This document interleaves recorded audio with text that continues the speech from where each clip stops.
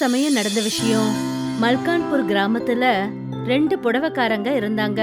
ஒரு நாள் நடந்த விஷயம். சுரேஷ் தன்னோட வீட்டுல தன்னோட மனைவி கிட்ட பேசிக்கிட்டு இருந்தாரு.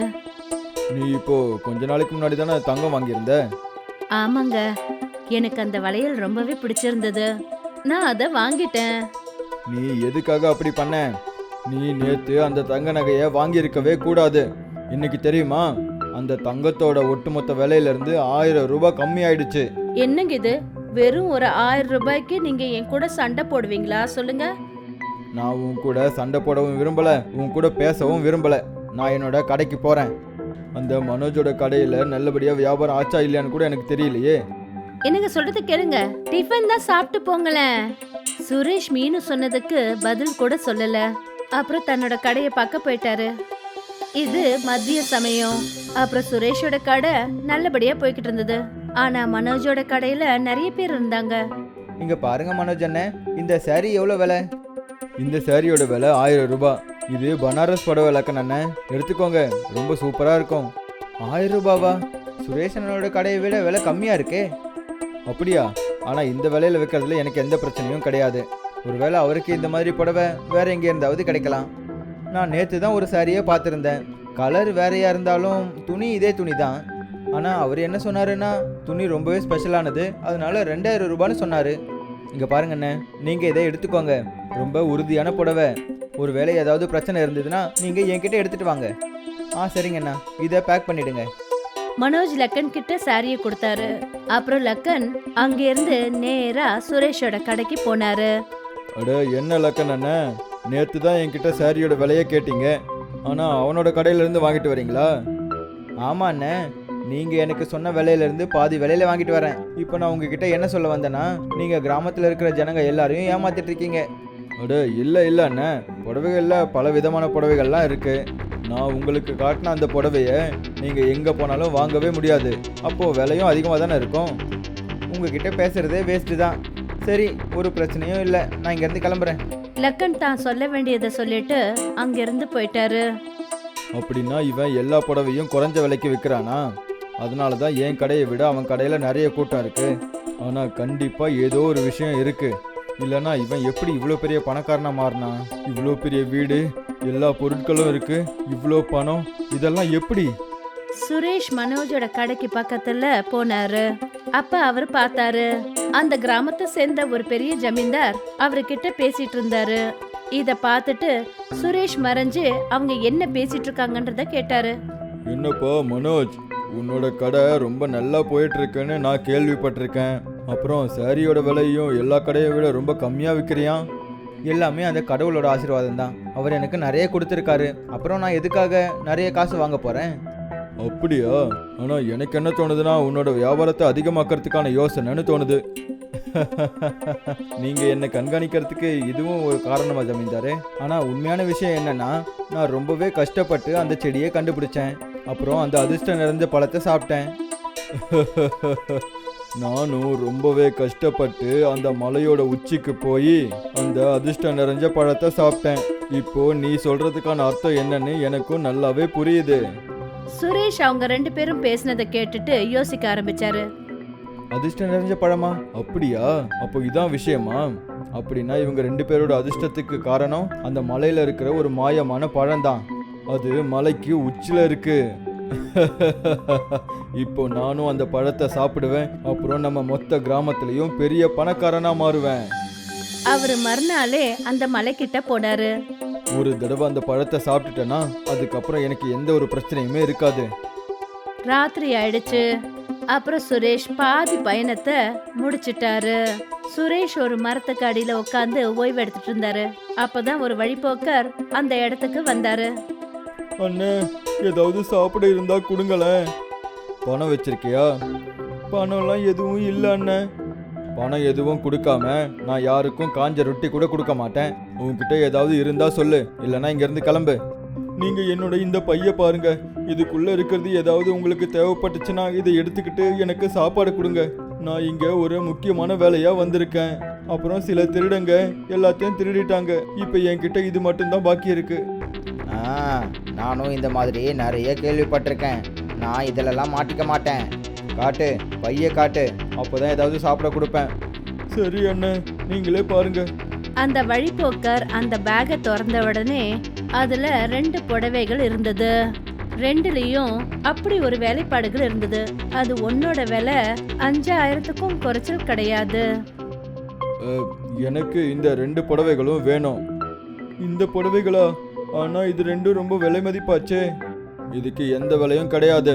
வழி மாறி காட்டுக்குள்ள சுத்திக்கிட்டு இருக்கும்போது இங்க இந்த நேரத்துல உனக்கு சாப்பாடு தான் தங்கம் வைரத்தை விட ரொம்பவே விலை மதிப்பானது. சாரியை கொடுத்துட்டு சாப்பாடை எடுத்துக்கோ. சரிங்க அண்ணே.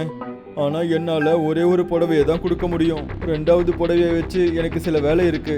சரி சரி, இந்தா. அப்போ பாதி ரொட்டியும் பாதி சாப்பாடும் இருக்கு. அண்ணே, நிறைய பேரை பார்த்துருக்கேன், ஆனா உங்களை மாதிரி ஆளை பார்த்ததில்ல. சரி, ஒரு பிரச்சனையும் இல்லை, நான் கிளம்புறேன். போப்பா போ. அப்புறம் எங்க கிராமத்துக்கு வந்தேன்னா அப்போ என்னோட கடைக்கு வந்து கண்டிப்பா சாரி வாங்கிட்டு போனோம் என்ன? அந்த வழிப்போக்கர் சுரேஷோட பேராசையை பார்த்தாரு. அப்புறம் அங்கிருந்து தன்னோட சாப்பாடை வாங்கிக்கிட்டு அவரு போயிட்டாரு. சுரேஷும் தூங்கிட்டாரு. அப்புறம் மறுநாள் காலையில சுரேஷோட பயணம் ஆரம்பிச்சது. கொஞ்ச தூரம் நடந்து போனதுக்கு அப்புறம் சுரேஷ் அந்த மலை உச்சிக்கு போனாரு. அங்க பழங்கள் நிறைஞ்ச ஒரு மரம் இருந்தது. கிடைச்சிருச்சு. இது திராட்சை செடியாச்சே. நான் கேள்விப்பட்டிருக்கேன், வெளிநாடுகள்ல இத பணத்தை கொடுக்கற அதிர்ஷ்ட மரம்னு சொல்லுவாங்க. சுரேஷ் அதுல இருந்து சில திராட்சைகளை பறிச்சாரு. அதுக்கப்புறம் அதை அவர் சாப்பிட்டாரு. ஆஹா, கண்டிப்பா இந்த பழத்துல ஏதோ ஒரு விசேஷம் இருக்கு. இதை சாப்பிடும்போதே எப்படி இருக்குன்னா உள்ளுக்குள்ள ஒரு உற்சாகம் பிறக்கிற மாதிரி இருக்கு.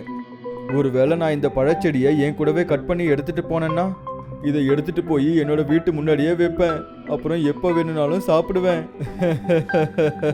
என்னோட புத்திசாலித்தனத்தை பார்த்து எனக்கே சில நேரத்துல என்ன நினைச்சா பயமா இருக்கு. சுரேஷ் அதுல இருந்த நிறைய பழங்களை சாப்பிட்டாரு. அதுக்கப்புறம் தன்னோட கிராமத்துக்கு போனாரு. இன்னைக்கு 2 பேர் அந்த செடியை பறிச்சு அவரோட வீட்டு வாசல்ல நடுறதுக்காக வந்திருந்தாங்க. அண்ணே, மரத்தை வச்சுட்டீங்களா? இந்தாங்க உங்க 2 பேருக்கும் பணம். அட, இதில் கொஞ்சம் காசு கம்மியாக இருக்கிற மாதிரி இருக்கே. ஆமாம், நேற்று நான் உங்களுக்கு டீயும் டிஃபனும் வாங்கி கொடுத்தேன்ல, அந்த பணத்தை நான் கட் பண்ணிக்கிட்டேன். மீதி பணத்தை உங்களுக்கு கொடுத்துட்டேன். எண்ணி பார்த்துக்கோங்க, சரியா? உங்களை பாராட்டியே ஆகணும். ஆனால் நீங்கள் இப்படிதான்றது எங்களுக்கு முன்னாடியே தெரிஞ்சிருந்தா உங்கள் வேலை செய்யறதுக்கு நாங்கள் வந்திருக்கவே மாட்டோம். சரி, வா போகலாம். அந்த 2 பேரும் அங்கிருந்து போயிட்டாங்க. பெருசா வந்துட்டானுங்க. போறதுன்னா போக வேண்டியதானே. இப்போ கடையை திறக்கிறதுக்கான நேரம் வந்துருச்சு. எனக்கு பணமழை பெய்ய போகுது. சுரேஷ் தன்னோட கடையை நோக்கி போனாரு. அப்புறம் அந்த இடத்துக்கு போய் அவரோட கடையை திறந்தாரு. அன்னைக்கு பாதி நாளும் முடிஞ்சிருச்சு. ஆனா எந்த ஒரு கஸ்டமருங்களும் வரவே இல்லை. அப்பதான் சுரேஷ் அதே வழிபோக்கர மனோஜோட கடைக்கு போறத அவரு பார்த்தாரு. அந்த வழிபோக்கர் சுரேஷை பார்த்தாரு. அப்புறம் கோவத்துல தன்னோட முகத்தை திருப்பிக்கிட்டாரு. லக்கன் இத பார்த்துட்டு சுரேஷை பார்க்க வந்தாரு. அட அண்ணன், இவருக்கும் உங்களுக்கும் ஏதாவது சண்டையா என்ன? இல்லையே, அப்படியெல்லாம் எதுவும் இல்லையே. அப்படியே இருந்தாலும் இதுல எனக்கு என்ன பிரச்சனை? பிரச்சனை இல்லை, அது ரொம்ப பெரிய பிரச்சனை. என்ன நீ என்ன சொல்ல வர லக்கன்? நான் என்ன சொல்ல வரேன்னா, அவரு நகரத்துல இருக்கிற ரொம்பவே பெரிய வியாபாரி. அப்புறம் நம்ம ஊருக்கு வந்து நிறைய சாரிகளை குறைஞ்ச விலைக்கு வாங்க வந்திருக்காரு. என்ன, நிஜமாவா? ஐயோ, நான் என்ன பண்ணிட்டேன்? சரி, ஒரு பிரச்சனையும் இல்லை. அப்போ நான் அந்த பழத்தை சாப்பிடல, அதனால தான் எனக்கு அறிகுறி கிடைக்கவே இல்லை. இப்போ அந்த பழத்தை சாப்பிட்டுட்டேன், இப்போ எனக்கு அறிகுறி கிடைச்சிருச்சு. இப்போ நம்ம ஒன்று பண்ணலாம், நேராக போய் அவர்கிட்டே எல்லாம் பேசலாம். இப்ப சுரேஷும் லக்கனும் அந்த வியாபாரியை பார்க்க போனாங்க. அவரு மனோஜ் கிட்ட பேசிக்கிட்டு இருந்தாரு. அப்படின்னா ஒப்பந்தம் உறுதி ஆயிடுச்சு மனோஜ்? ஆமாங்க, உறுதி ஆயிடுச்சு. என்னோட விருப்பம் என்னன்னா, நம்மளோட ஒப்பந்தம் எப்பவுமே இதே மாதிரி இருக்கணும். கண்டிப்பா, நீங்க ரொம்பவே நல்ல மனுஷனா இருக்கீங்க. நேற்று எனக்கு கிராமத்துக்கு வழியும் காட்டினீங்க, உங்க வீட்டில் தங்கிக்கிறதுக்கு எனக்கு உதவியும் செஞ்சீங்க. அடே அண்ணா, நான் கூட தான் நேற்று உங்களுக்கு சாப்பாடு கொடுத்தேன்ல, நீங்க அதை மறந்துட்டீங்களா என்ன? ஓ, நீங்களா? எனக்கு நல்லா ஞாபகம் இருக்கு. என்னோட கட்டாயத்தை நீங்க பயன்படுத்திக்கிட்டு என்னோட விலை உயர்ந்த புடவையே எடுத்துக்கிட்டீங்க. அப்புறம் பாதி சாப்பாடு தானே கொடுத்தீங்க. நீங்க என்கிட்ட இன்னொரு புடவையை கேட்டீங்கல்ல, இதை எடுத்துக்கோங்க. எனக்கு இனிமே இது தேவைப்படாது. இதை என்னோட பரிசா வச்சுக்கோங்க. சரி, நான் இப்போ கிளம்புறேன் மனோஜ், சீக்கிரமாகவே சந்திக்கலாம். அடட, இங்கே கேட்டுட்டு போங்களேன். சுரேஷ் சொல்றதை எதையும் கேட்காம அவரு அங்கிருந்து போயிட்டாரு. சுரேஷ்க்கு ரொம்ப கோவம் வந்துடுச்சு. அப்புறம் அவர் மனோஜ் கிட்ட என்ன சொன்னாருன்னா, மனோஜ், நீ தானே சொன்ன ரொம்ப கஷ்டப்பட்டு அந்த மலையில தேடி பார்த்ததுக்கு அப்புறமா அந்த அதிர்ஷ்ட பழத்தை சாப்பிட்டேன்னு சொன்னல. நானும் அதே மாதிரி தான் பண்ணேன். ஆனா எனக்கு எதுக்காக அதிர்ஷ்டம் கிடைக்கவே இல்லை. ஆனா நான் எப்போ அப்படி சொன்னேன்? அட என்கிட்ட இல்லை, நீ அந்த ஜமீன்தார்கிட்ட பேசிட்டு இருக்கும்போது இந்த விஷயத்த சொன்னல. அட நீ என்ன இப்படி பண்ணிட்ட சுரேஷ்? நான் எந்த அர்த்தத்தில் சொன்னேன்னா, நான் கஷ்டப்பட்டு மலை மாதிரி உழைச்சிட்டு இருக்கேன்னு சொன்னேன். அதுக்கு கிடைச்ச இந்த பலன் தான் எனக்கு அதிர்ஷ்டமாக கிடைச்சிருக்குன்னு சொன்னேன். நீ ரொம்ப சரியான முட்டாளாக இருந்திருக்கியே. நான் அந்த செடியை என் வீட்டு முன்னாடி விற்கிறதுக்கும் பணம் கொடுத்துருக்கானே. அட கடவுளே, எனக்கு எவ்வளோ நஷ்டம். இங்க பாரு, இப்போவும் நீ பணத்தை பற்றி தான் பேசிக்கிட்டு இருக்க. உனக்குள்ள இருக்கிற அந்த பேராசையை எடுத்துட்டேன்னா உனக்கு எல்லாமே புரிய வரும். அந்த செடி உன் வீட்டு முன்னாடி எப்போவோ காஞ்சு போயிட்டு இருக்கோம். இவ்வளோ பெரிய மரத்தை நீ உன்னோட சுயநலத்துக்காக கொன்னுட்டல்ல. நீ வாய மூடு, உனக்கு எதுவும் தெரியாது. சுரேஷ் ரொம்ப கோவத்தோட அவருடைய வீட்டுக்கு போயிட்டாரு. மீனு, நீ எங்க இருக்க? அட எங்க இருக்க மீனு? அப்போதான் சுரேஷ் அங்க டேபிள்ல ஒரு லெட்டர் இருந்ததை பார்த்தாரு. சுரேஷ் அதை படிச்சாரு. நான் மீனு, உங்களோட பேராசையை நான் ஒட்டுமொத்தமாக வெறுத்துட்டேன். முதல்ல குழந்தைங்க கிட்ட சொல்லி மாமா வீட்டில் போய் படிக்கணும்னு அவங்கள அனுப்பிட்டீங்க. ஏன்னா அவங்க படிப்புக்கு நீங்கள் செலவு பண்ணக்கூடாதுன்றதுக்காக. இப்போ என்னோட செலவுகளை பார்த்துக்கிறதும் உங்களுக்கு ரொம்ப கஷ்டமாக இருக்குல்ல. நான் இப்போ என்னோட அம்மா வீட்டுக்கு போகிறேன். இனிமேல் எப்பவும் திரும்பி வர மாட்டேன். உங்கள் பணத்தை நீங்களே வச்சுக்கோங்க. அப்புறம் இந்த வலையலை நான் இங்கேயே வச்சுட்டு போகிறேன். அதுக்கான 1000 ரூபாவை என்னோட அண்ணன்கிட்ட கேட்டு உங்களுக்கு அனுப்பி விட்டுடுறேன். நான் போகிறேன். எனக்கு ஏன் இப்படி நடக்குது? இதை படிச்சதும் சுரேஷ்க்கு ரொம்ப அதிர்ச்சி ஆயிடுச்சு. அப்பதான் அவர் உணர ஆரம்பிச்சாரு, பணம் காசை யாருக்காக சம்பாதிக்கிறோமோ இப்ப அவங்களே கூட இல்ல. அதுக்கப்புறம் சுரேஷ் தன்னுடைய வாழ்க்கையில நிறைய மாற்றங்களை ஏற்படுத்திக்கிட்டாரு. அவருக்கு ஒரு விஷயம் ரொம்ப நல்லாவே புரிஞ்சிடுச்சு. ரொம்ப சுவையான கனி எதுன்னா, அவர் அந்த மலையில கஷ்டப்பட்டு ஏறி உச்சியில சாப்பிட்டாரே அந்த கனி. அந்த உழைப்புனால தான் அவருக்கு அந்த பழம் ரொம்ப இனிப்பா தெரிஞ்சது.